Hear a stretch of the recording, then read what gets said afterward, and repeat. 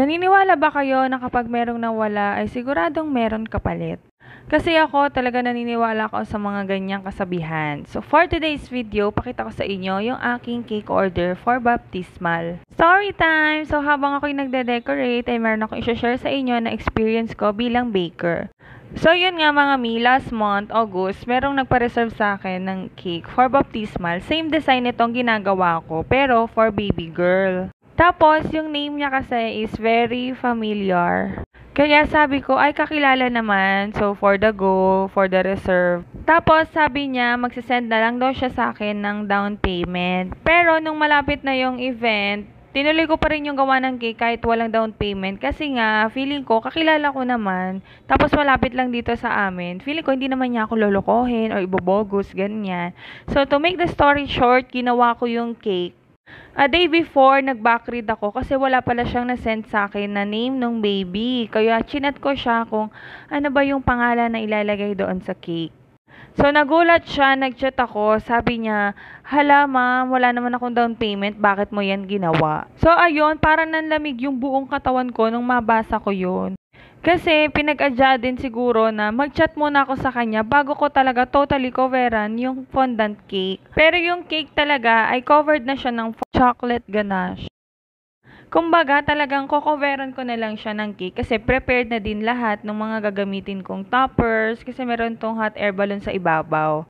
So, ayun, kinausap ko siya. Sabi ko, bakit ngayon mo lang sinabi? Pero nagpa-reserve kasi siya talaga sa akin na gawin ko nga daw yung baptismal cake ng kanyang baby. May mga client kasi talaga ako na on the spot or on the delivery na talaga yung mga payment. So, feeling ko ganun yung mangyayari. Or kung meron man magkakancel sa akin, hindi yung a day before the event.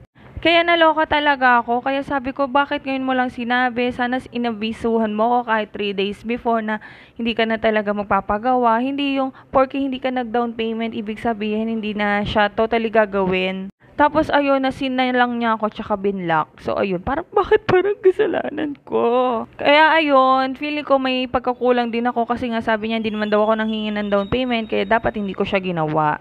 So ayun, nanahimik na lang ang person. Pero ayun nga, 'di ba? Si Lord kasi kapag ka meron nga wala sa iyo, doble talaga 'yung ibabalik niya. So weeks after nung cancellation last month, meron nagpabook sa akin, same design, exact same design, tapos dalawa pa na for baptismal din. So para siya sa event last Sunday nung September 17. Dalawang baptismal cake na may hot air balloon sa ibabaw yung ginawa ko. So naalala ko lang yung pa-order ko na na-cancel nga last month. So, ayun, parang binalik siya ni Lord, di ba? Nakakatuwa talaga yung mga ganito pangyayari. Kaya, nung mga panahon na yon, hindi na ako nag-grant.